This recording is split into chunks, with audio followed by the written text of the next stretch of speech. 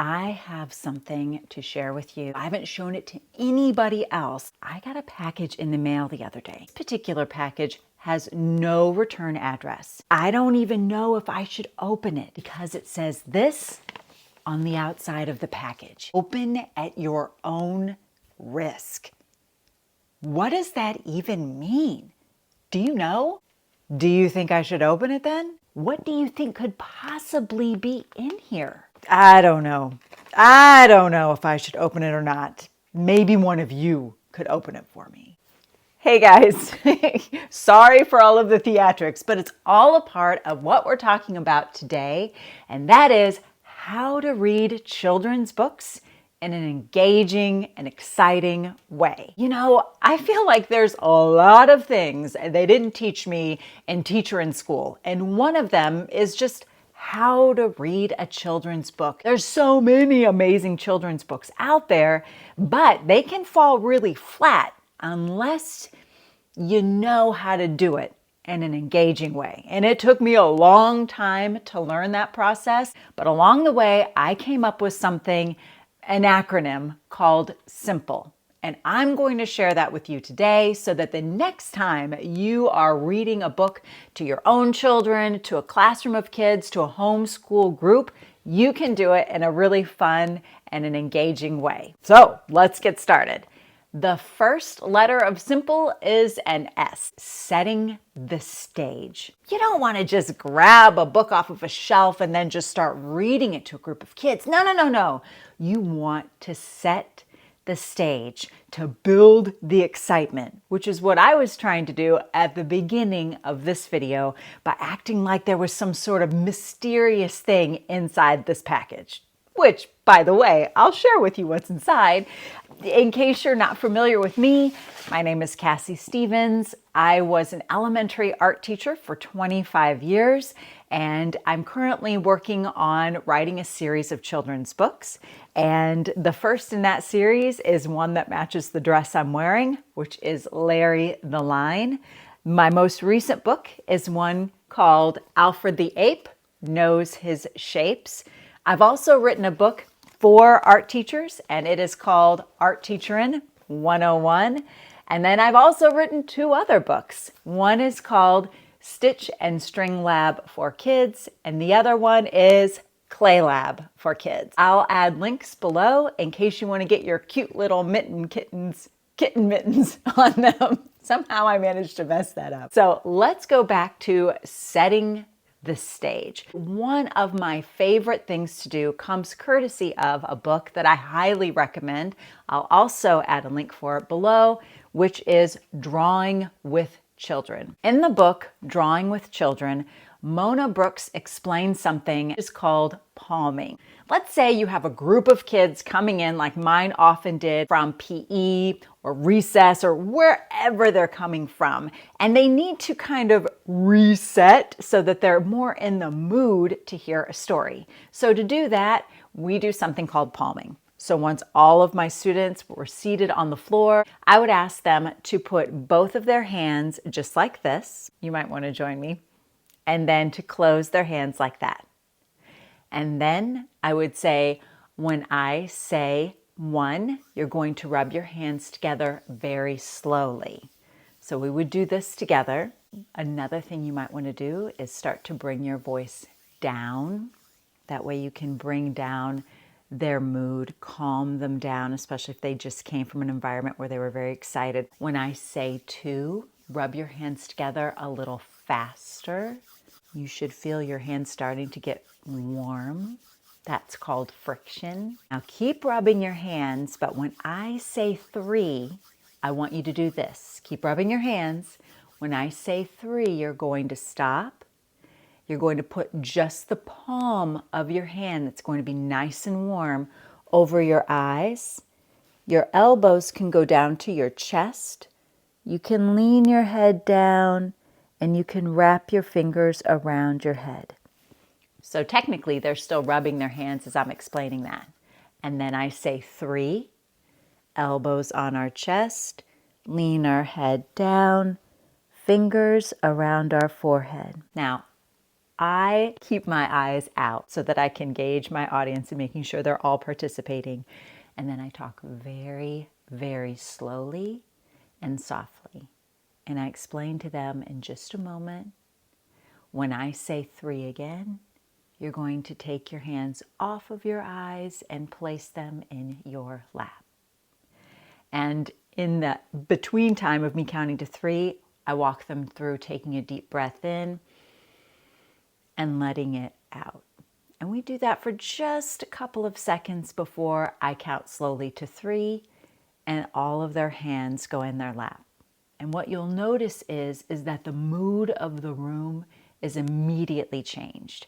You suddenly have a lot more focus from your students, and you also have a lot more calm from your students.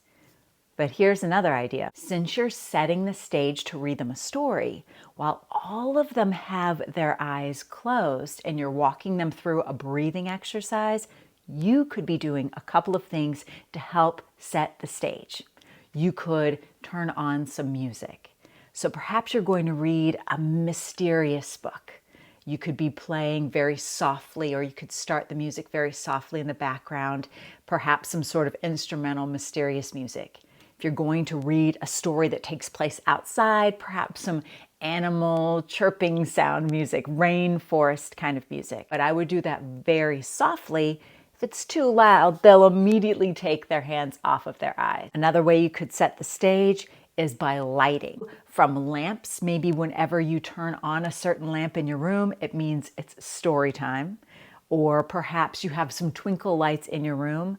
One thing I would suggest though is if you do turn on the lamp or some twinkle lights, don't dim your overhead lights, because then that's going to prevent your students from really being able to see the story. Now, you could dim the overhead lights if you're going to use something like a document camera and then have your story projected onto a screen or your TV. If you really want to get extra fancy, you could add a little bit of scent. The more of the senses that you can use for your students, the more it's going to really engage them. So if you have a little plug-in that you could use that emanates a smell, that would be one thing that you could do. Another part of setting the stage is location, location, location.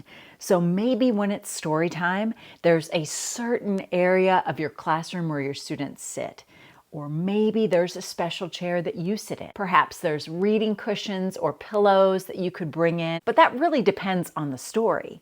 Do you want your students to be close and cozy for the story, or do you want them to be more alert and aware? Now that you've set the stage, let's talk about the I in Simple, which is introducing the story. So at the beginning of this video, I was introducing the story with a hook. So that's why I had my mystery package. This was my hook. Now, you can't do this every single time. They're gonna know, oh, she's got another story in here to introduce to us. But this is one great hook.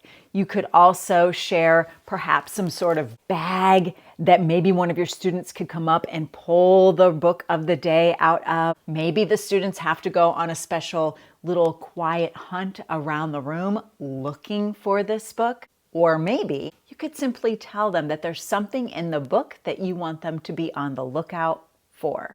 So think of that hook. It could be something very short. It could be something elaborate. The choice is yours. Now let's move on to the M. This one I love. Make the story interactive. When I would introduce a story to my students, I would often say, okay, we have a word for the day. And the word for the day is, and it's whatever vocabulary word that I really wanted them to focus on. So if I was reading my book, Larry the Line, perhaps our word of the day would be line. When I would introduce the word of the day, I would do it like this. Our word of the day is line. Whenever I say line, or you say line, you already know what to do. Whoop, whoop. And then I would say it. Line, whoop, whoop. And then I would ask a student to say it, and then we would all...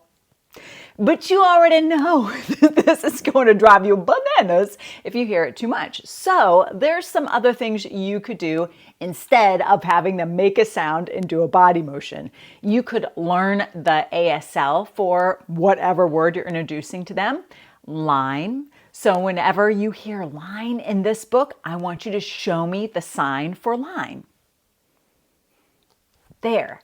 That's a little bit less interruptive than, is interruptive a word, than doing the whoop whoop, or perhaps they could make some sort of motion with their hand, touch a part of their body, something that really keeps them engaged. Why would you do this? Because you want them with laser focus listening to you and listening to the words of the book. Trust me when I say, if you make it interactive, you'll really have them engaged when you are reading a book to them. A simple stretch or a twist. And if you make it a little bit different every time, it'll be even more engaging. The P in simple is practice reading the book first. I cannot tell you how many times at the end of art class, I knew that I had an extra 5 minutes, so I'm just gonna grab a book off a shelf. Oh, this one looks good. It's about color. We were just talking about color. And I would read to the students and it would fall completely flat because I hadn't read through the book first. I hadn't figured out where all of the inflections went and where I should really emphasize and where I should get a little bit softer and how I should bring it up high and how I should bring it down low.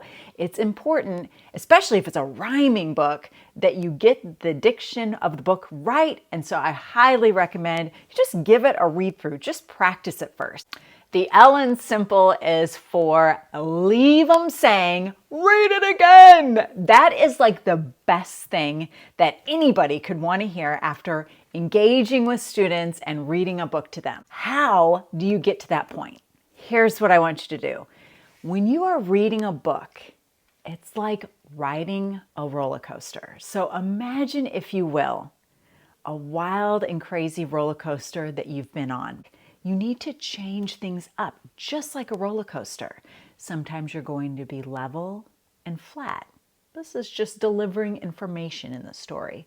Other times you're building anticipation and excitement, so your voice may be climbing and maybe broken up a little bit, and then you crest the top of the hill where it's so scary and so frightening, or very exciting and there's a lot happening, and then you're going to speed really fast down the hill and your voice is going to change that way.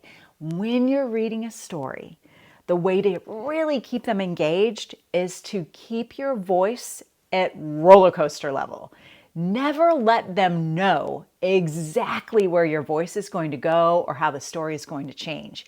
Keep them guessing, keep them seatbelts fastened on that roller coaster ride, so that way when the seatbelt is unfastened and the harness comes up, they say, again, let's do it again. And the E is for engage and gauge your audience. Let's be honest. Some stories are a little bit longer. Sometimes maybe you muddle up a little bit a part of it and you lose your kind of book reading mojo and you have a hard time just getting it back. It's okay to have an intermission. It's okay to say, all right, everybody, we're going to close this book for just a moment because we all need to stand up and stretch everybody up. And then if it's a book like, let's say, Larry the Line, when you have kids stand up and stretch or take a break, don't just say, everybody stand up and stretch for a minute and get the wiggles out. Okay, now we're going to sit back down. No. You got to use the book as your inspiration for stretching. Everybody stand up nice and tall like a vertical line. Now lean over to one side like a diagonal. Now lean over to the other side like a diagonal. Now shimmy on down like a tight little dot. And then explode into an X.